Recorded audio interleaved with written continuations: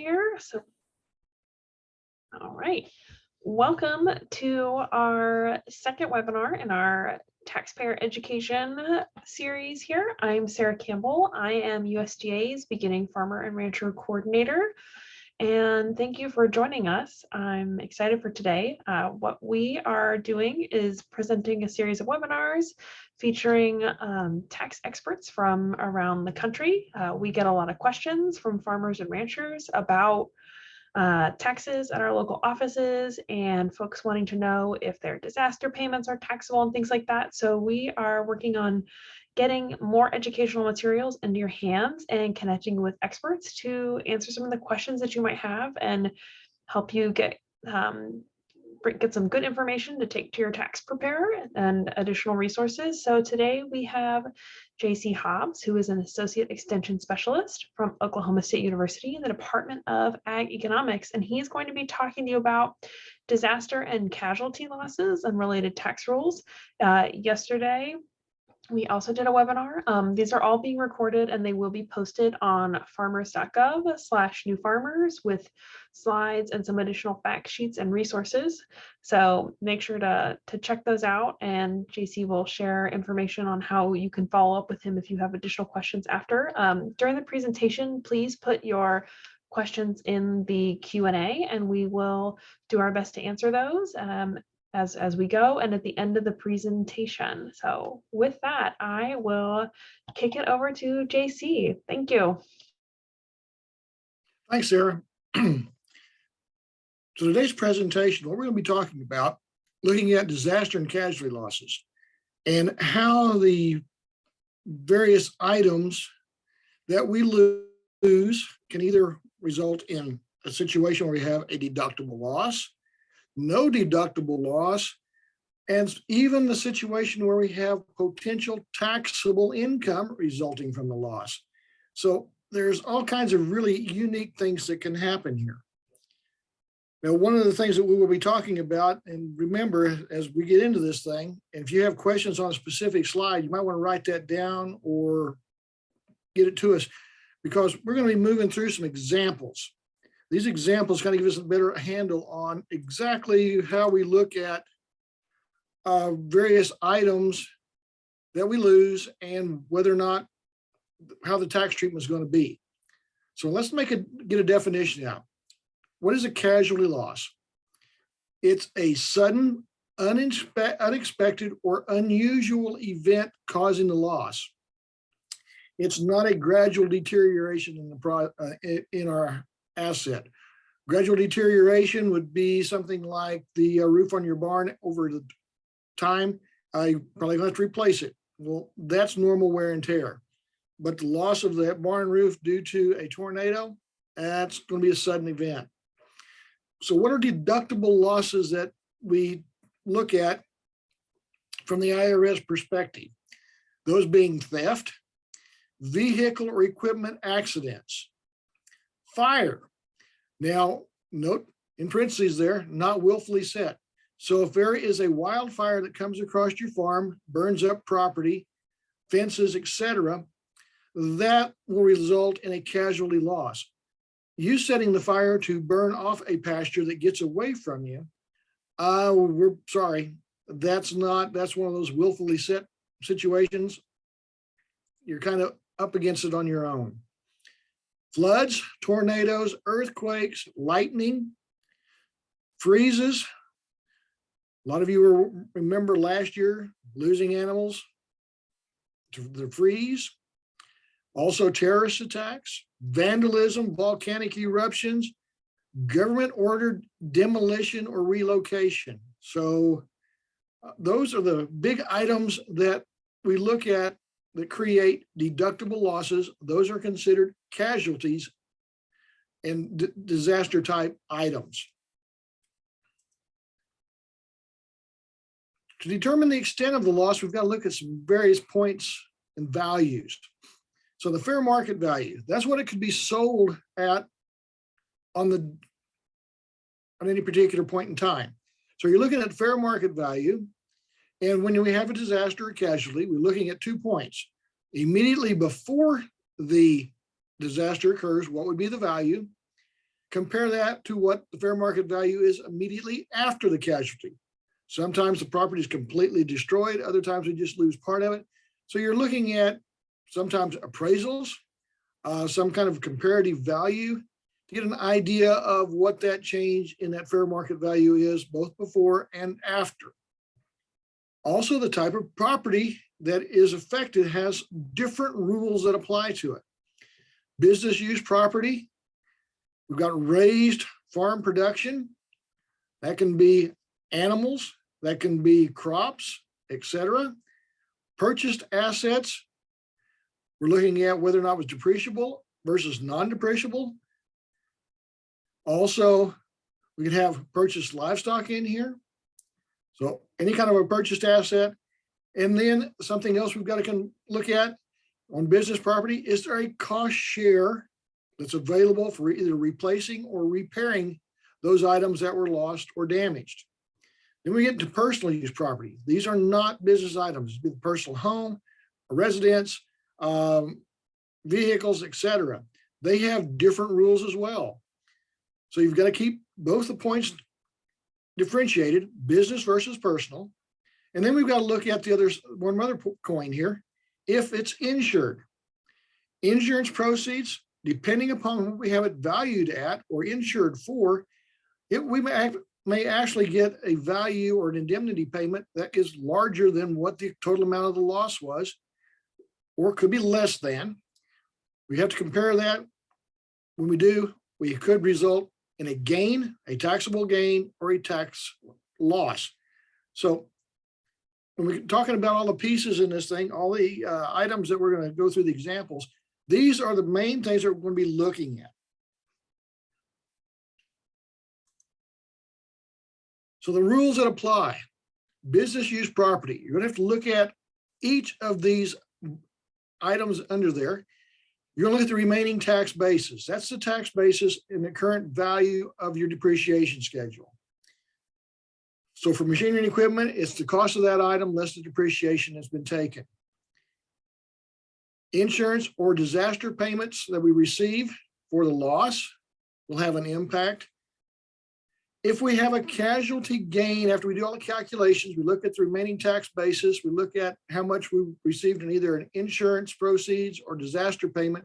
If we have a gain, we have the ability to elect to replace that asset to postpone that recognition of the gain on the tax return. So basically, there's no harm, no foul. We're just going to replace the asset. If it's a loss, a casualty loss, we'd have a current deduction on the tax return as well. Now remember, this is business use property. Personal use property, the things we've got to look at, whether it was insured or whether it wasn't insured. Then we have to look at the itemized deduction limits. Those limits have changed over time, but right now, if you're looking at it for the most part, if we have a federally declared disaster area and we're inside that, we're going to reduce the loss by $100 for each event. So if we have a tornado that hits us in March, we hit a wildfire that hits us in, say, midsummer, those are two separate loss events. You're going to reduce the loss by $100 for each one of those. So 100 for the tornado, 100 for the fire. And then you've got to reduce the total amount of that loss after that's being adjusted by 10% of your adjusted gross income. So no matter what happens, with personal use property, you don't get the benefit of 100% of the loss. There's going to be some adjustments that are made, but those adjustments aren't detrimental. It just means we're not going to get to take the full amount of the deduction. And one thing I failed to mention, there's been some change due to the Tax Cuts and Jobs Act, which was passed in 2017. We'll talk about that because that applies to personal use property in a moment, but keep that in mind as we start going through this. So the first example I want to talk about, it's the loss of a combine. So we're in the machinery and equipment area. Combine was completely destroyed. The tax basis was $99,234. That's calculated from the fact that we paid $180,000 for it. We had taken $80,766 of depreciation. So theirs becomes the adjusted basis for one part of the equation of determining how much of a deductible loss we have. Then we look at the change in the fair market value. The combine was worth $110,000 before the disaster. After it was basically gone through a fire, the fair market value was essentially zero. Now, there may have been some value to it. We're just going to use zero to make life a little simpler for us. So the deductible loss is the lesser of the $99,234 or the $110,000. So your deductible loss in this scenario is the $99,234. Now we could take that off the tax return in the year that the loss occurred. But what happens if we had that combined insured and the insurance amount that we had it covered was $100,000? In that case, we take the $100,000 less the amount of depreciation taken, we have a $766 taxable gain. If we buy a replacement combine at $100,000, there's going to be no gain that's going to end up being shown on the tax return as being taxable. So buying a replacement combine, replacing it for the amount of the insurance proceeds results in no gain being taxed on the return. So again, this is for a fire. This is example one. The next example, we're looking at a machine shed. Here we don't lose the entire asset, but with the barn roof or machine shed roof was lost due to a tornado. That was the only part of the machine shed that was damaged. In order to repair the roof, we're going to spend $24,500 to restore it to a usable point. The deductible loss is $24,500 unless that thing was insured, because what we're doing here is we're looking at the repair cost as being what the change in that value of that asset was. So to bring it back to its usable state, it's going to cost us $24,500. That's being the deductible loss unless we had insurance on it. If it was insured and the insurance reimbursement was say $20,000, in that scenario, we have a deductible loss of $4,500. That's the difference of that $24,500 true loss less what we were reimbursed for, the $20,000. If it was insured and the reimbursement was $26,000, now we have a taxable gain of $1,500. So insurance paid us more than what it cost us to replace it. In that scenario, we have a taxable gain that will show up on the tax return. Fences. Probably a little more close to home to what a lot of you see when you're talking about cost share payments to replace. This example looks at that. So we have a fence destroyed by an accidental fire. The fence was put in several years ago, and the adjusted basis of that, so a cost less depreciation, so we completely depreciated the fence. So the adjusted tax basis is zero. The fair market value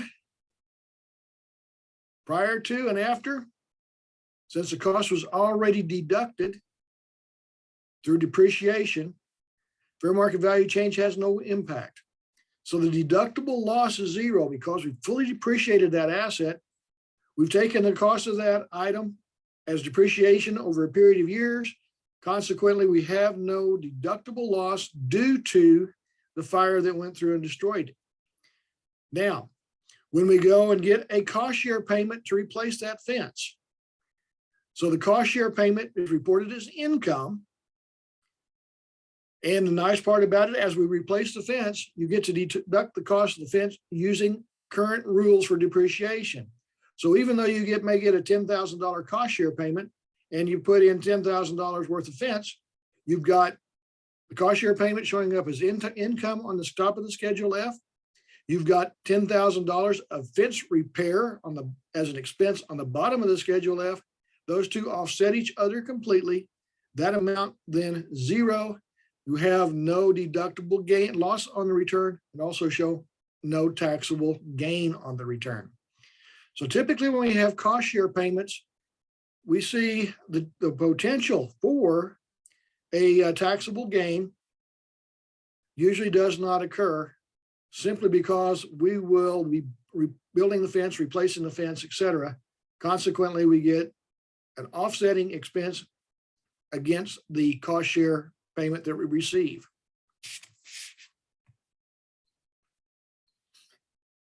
Now comes some of the little more interesting pieces of this.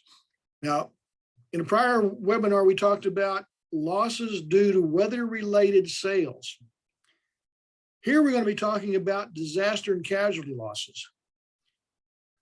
So remember the freeze that we talked about, fires we talked about, those are casualties. Now, when we have raised animals, all the cost of raising those animals were deducted as the expense was paid. So they have a zero tax basis. So a breeding cow that we've raised from a calf is now in the production herd, her tax basis is zero. If we purchased breeding animals, they may have a tax basis if they're not fully depreciated. So let's say we bought some replacement cows a few years ago. Those cows were a 5-year depreciable life, but we only had them 3. We elected to use the slower write-off depreciation. So we only taken 3 years worth of depreciation on them. Those animals will have some basis left in them. So when those animals are lost, we have a deductible loss on the tax return for the amount of the depreciation that has not been taken. If those purchased animals had been fully depreciated, so their tax basis is zero, there is no deductible loss for those purchased animals, just like they would be if they'd been raised.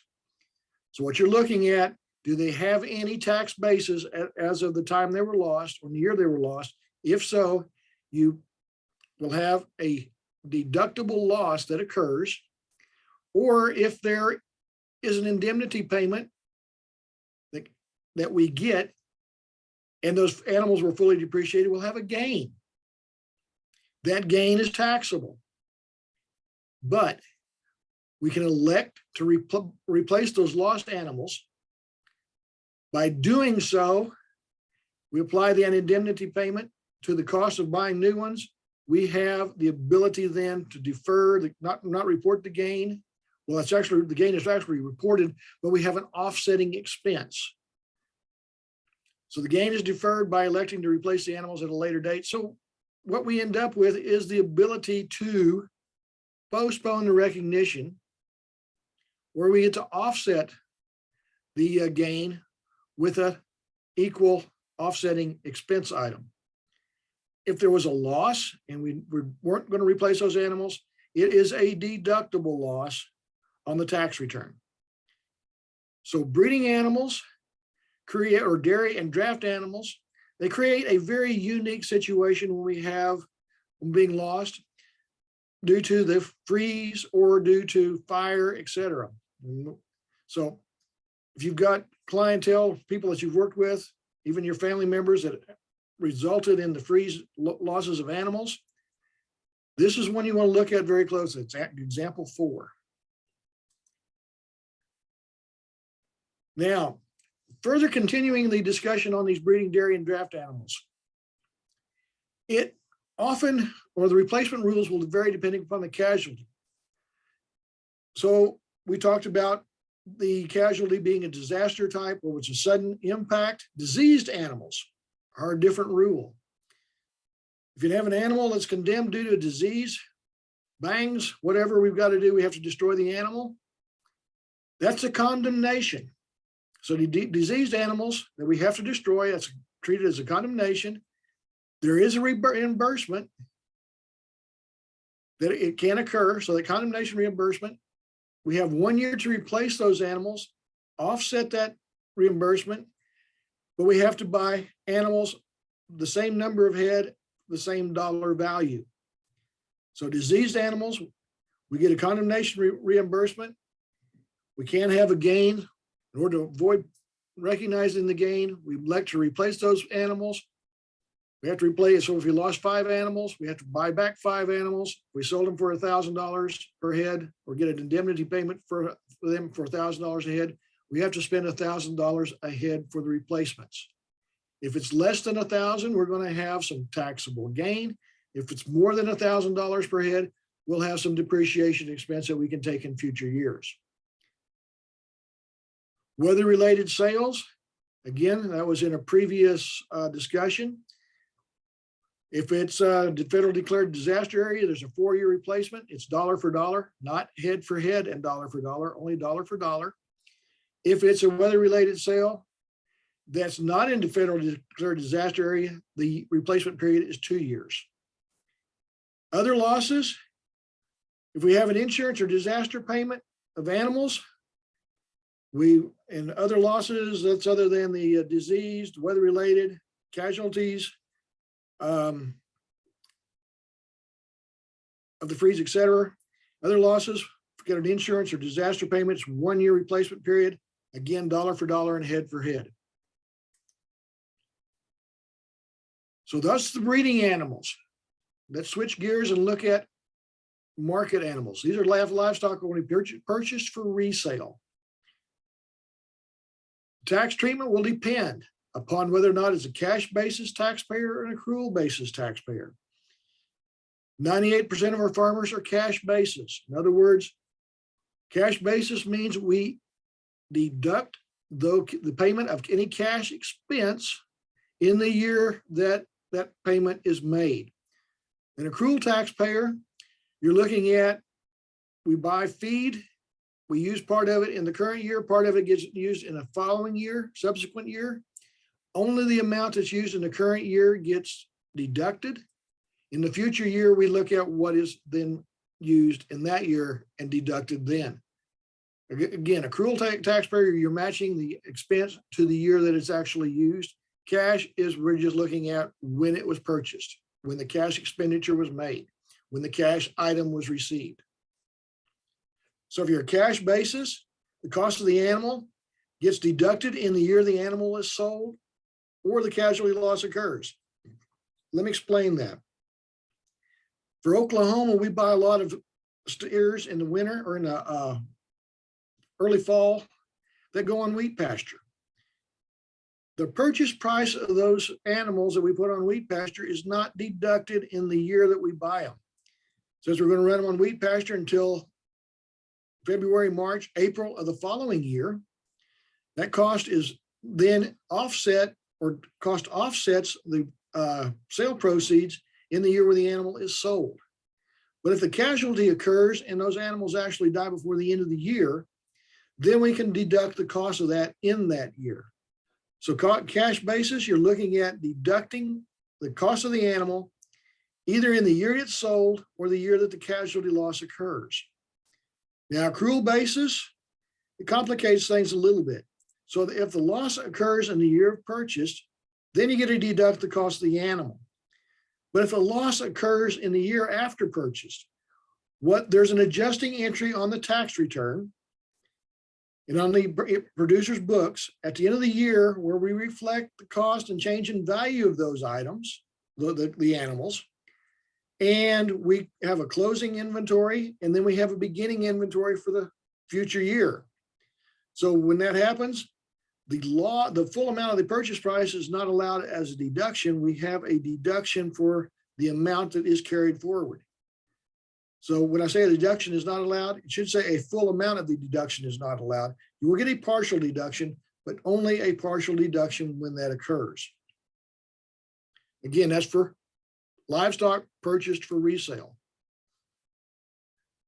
So animals that are raised that are going for sale. Now, these again are market animals. So these would be steers and heifers that were not going to be put into the breeding herd.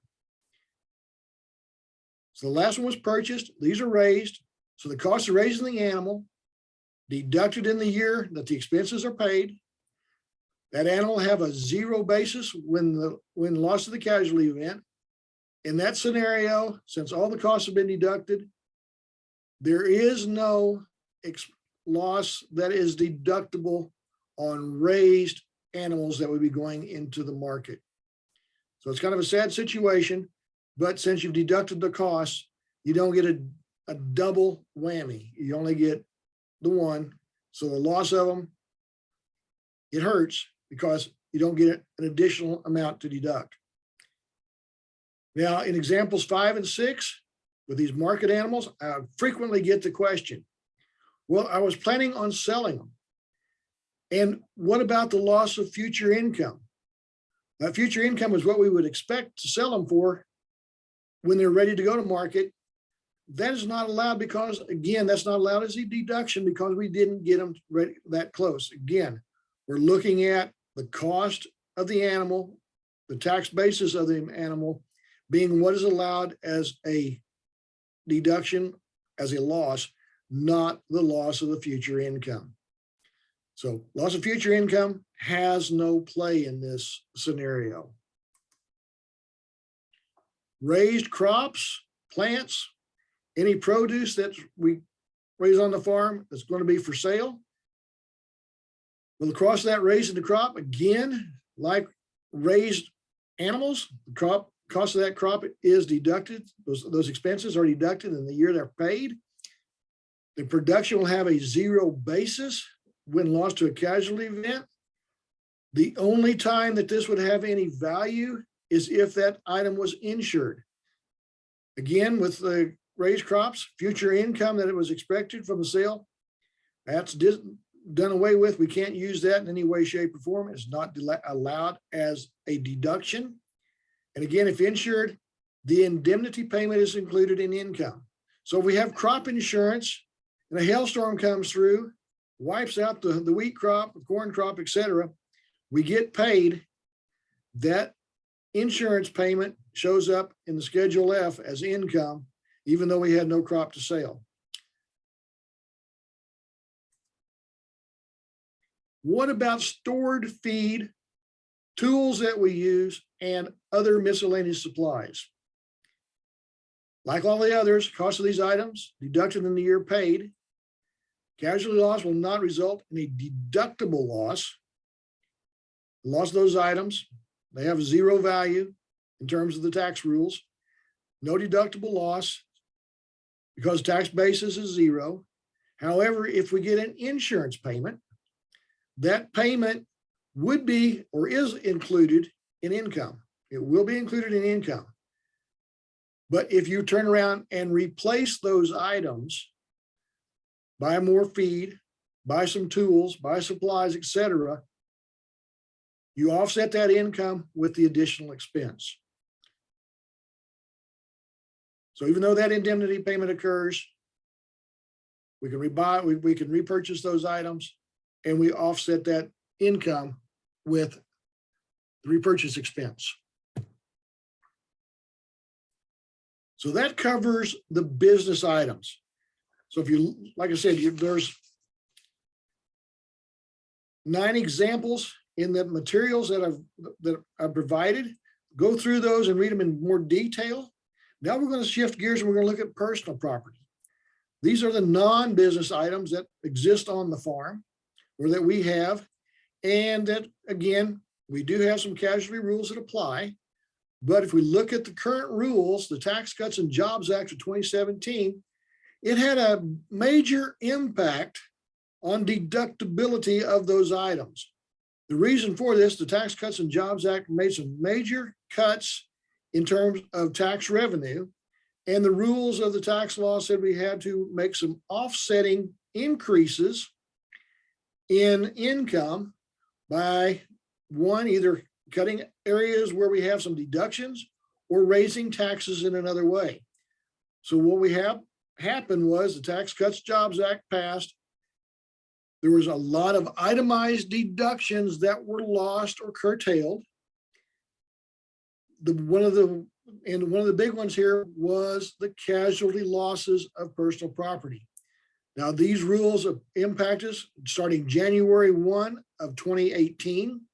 They will go through December 31st of 2025. After we get past or get to January 1 of 2026, the rules that we currently are faced with go away and we revert back to the 2017 and prior year rules. Right now, a loss is deductible only if the casualty occurs in a federally declared disaster area. So these are going to be presidentially declared disasters reported from FEMA.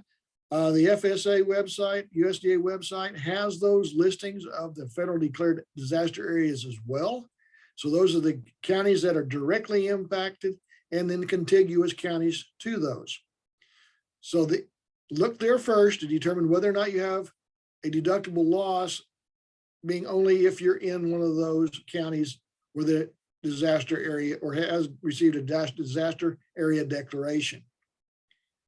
The losses, they're going to be subject to the itemized deduction limits. I showed you those earlier. Again, reduce each loss by $100. So that's each event by $100. And then you reduce the total of that amount that's adjusted by 10% of adjusted gross income. So the loss of personal property gets limited. It's not as lucrative as business assets, but we still don't suffer the whole thing unless we're not in a federally declared disaster area. So here's some examples. We've got about 3 of these looking at personal property. Loss of a home. So you lose your personal residence. You're going to look at the adjusted tax basis. And again, compare it to the change in fair market value. Now with a home, the adjusted tax basis can be a little more difficult to come by. It's going to be the basic, or is the cost of purchasing the home, and if you made any improvements to the home. Let's say you added a screened in porch, you remodeled the kitchen, remodeled the bathroom. Those are considered improvements. They increase the value of the home. They increase the basis of the home. So here in this example, I've got a $200,000 cost. We made $7,500 worth of improvements over the time we've owned it. If you look at the fair market value before the casualty, it was $250,000. The home was completely destroyed. Fair market value after the casualty is 0. So our deductible loss in this scenario is our adjusted basis. That's at $207,500, or the decline of the fair market value, $250,000. So the amount of deductible loss for in a federally declared disaster area will be $207,500. Now, if that home was insured and it was insured for $185,000, we reduce that $207,500 loss by the amount of the insurance. We have, in this scenario, a $22,500 casualty loss before we have any itemized deduction adjustment. If this was the only thing that we have, you're going to reduce the amount of that loss, the $22,500 by the $100, so it's $22,400. Let's say then we have to go 10% of our adjusted gross income. Let's say our adjusted gross income was $100,000. So 10% of that would be 10. So now we're at about $12,400 as being our deductible loss. So that's how the calculations of that would work. A personal vehicle. So a car that we use, never used for any part of business use. The damage there, if we paid $35,000 for the vehicle, our adjusted basis in that would be the $35,000. Since this is a personal use vehicle, it's not depreciable. So the adjusted tax basis is $35,000 no matter what. Now we got to look at the fair market value. Fair market value before the casualty was $12,000. Fair market value after the accident was $1,000. The insurance company pays us $12,000 because it was insured. The expense to repair the vehicle was $9,000. In this scenario, we have a potential taxable gain of $3,000. I said potential. Here's why it's potential. This is a personal use asset, not business. No taxable gain occurs.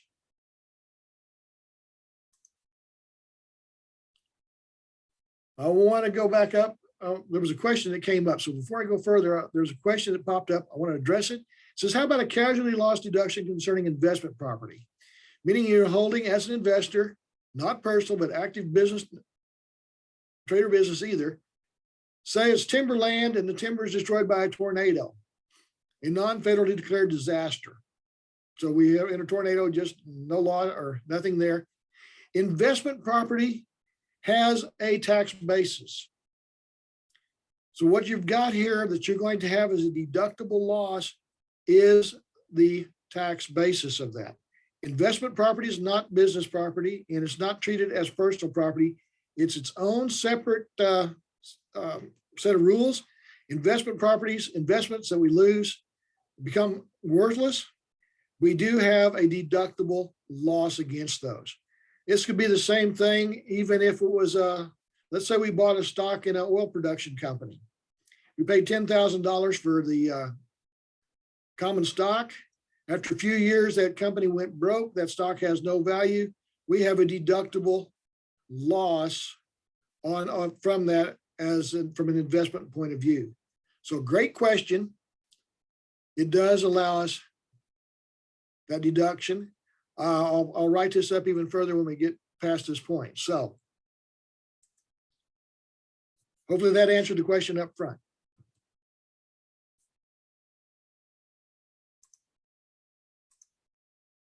The next example, number 12, this will be the last example that we're going to go through.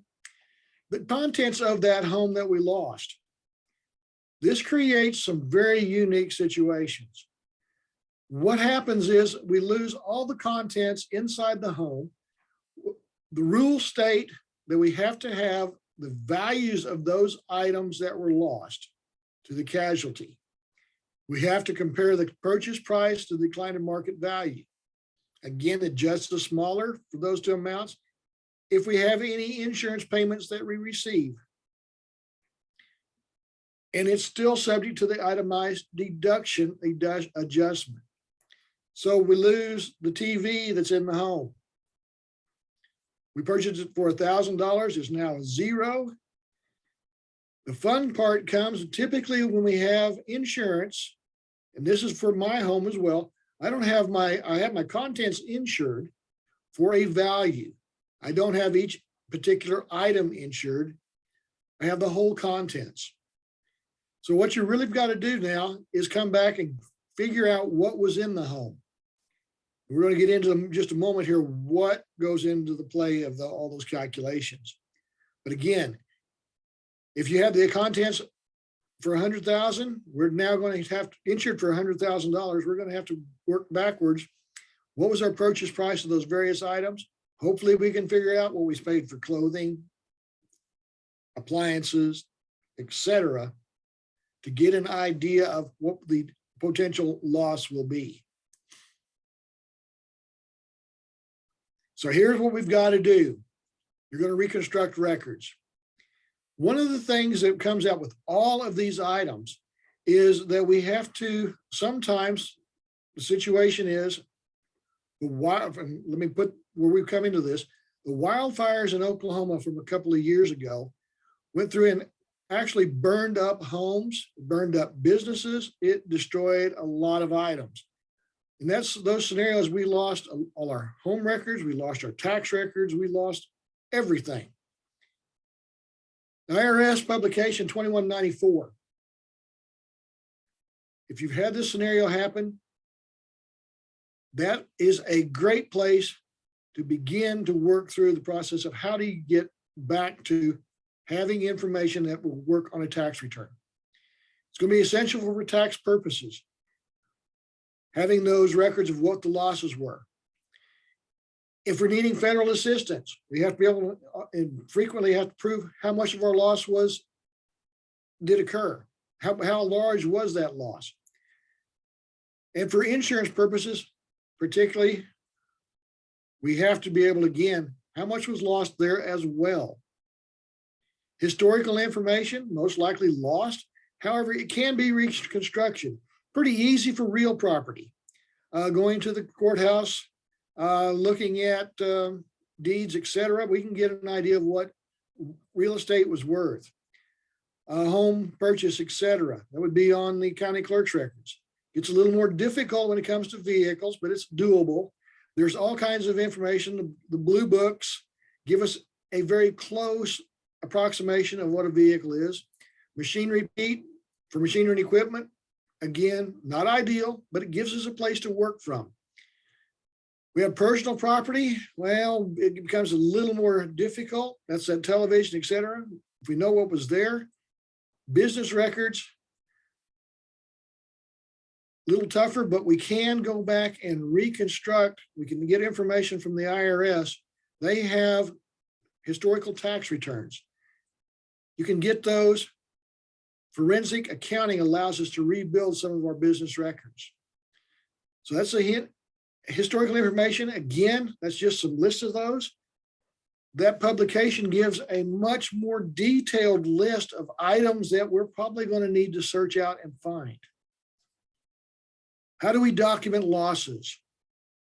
Hopefully, we've taken pictures before the loss occurred. Not always the case, but hopefully we did. After the loss, we've definitely got to have pictures. Often we're requested to have proof that animals were lost due to a flood. Those animals will have washed downstream. If we don't have proof, a lot of times we're not allowed the deductible loss. Inventories, going to where we buy our feed, buy other items. Those receipts typically there, so you're looking at purchase. If we know we've used some of the feed, well, we've kind of had an idea, hopefully, of how much was used. But at least we have the receipts to know how much was still on inventory that was lost due to the casualty. Our tax records, depreciation schedules can show what those values of the machinery and equipment, livestock that we purchased, how many head of livestock were there, etc. Great information, great source of information. Again, you may have to go to the IRS, ask for transcripts of prior year's tax returns. That'll at least get you started with what was lost, what the values were, etc. Federal disaster declarations reports, the FEMA website, USDA website, finding out what counties, when, what the disaster declarations were for. Again, those are available. You're going to need that information to document losses. That information will be needed when we file the tax return for that year of loss to kind of get an idea of what the reasonable amount of the loss was. How much was deductible? Was there any gains that needed to be included, etc. Additional references. What we've talked about comes from the disaster loss and related tax rules fact sheet, RTE 2021. Sarah has a copy of this. Again, it contains these examples of the different properties or assets that we've discussed here. It gives about a 2-page discussion of how to begin to reconstruct your records. There's also a list of publications from the Internal Revenue Service, also other resources that can be used to help reconstruct your records to then help determine what the potential losses were, so we can get an accurate reflection on the tax return to get us some benefit or tax relief from that loss. Also, be sure to consult with your tax advisor as quickly as the disaster occurs. Make sure they're aware of what's going on. They will help you begin the process of sorting through and starting to collect information.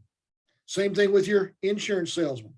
They need to be consulted as quickly as possible as well. They can help put together information that's useful to document the losses. So if you have questions, again, email them to me. I will respond to those, give you the information that I've got, do my best to research, give you an idea of what's taken place, how to make the calculations, etc. So please email me. Be happy to help. If there's any questions, we'll take them now, or you can email them any way we want to do it. With that, Sarah, I'll turn it back to you. Thank you for having me again today. And thanks, JC. So folks, if you've got questions, drop them in the chat.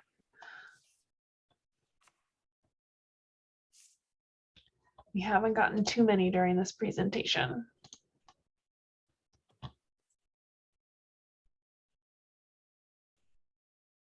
We either covered it very well, or afternoon is not the favorite time of day to talk about taxes. Well, I'm not sure any time of day is a favorite time of day to talk about taxes. Folks have the after lunch sort of slump. It's a little bit like the difference between a tax man and a taxidermist. A taxidermist leaves the skin.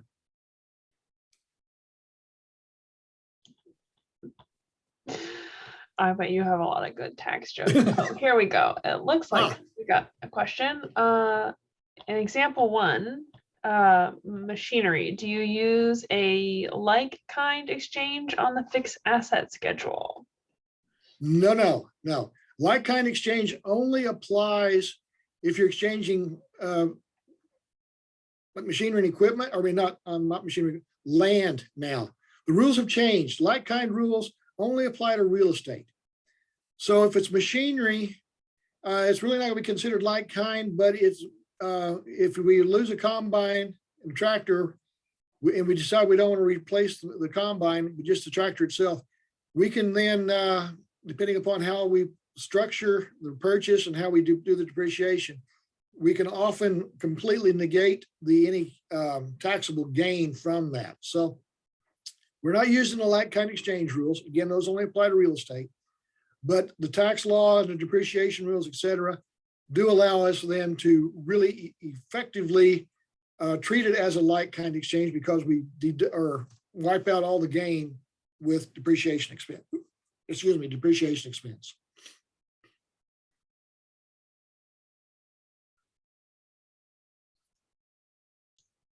All right. I think there's just still one question in the Q&A, but I think you answered that during. That was the one I answered. Yeah, Yes. you answered that one already. So I don't have any more questions, but so sort of put them in here now, folks, if you've got them. There's no such thing as a dumb question, especially not when it comes to taxes.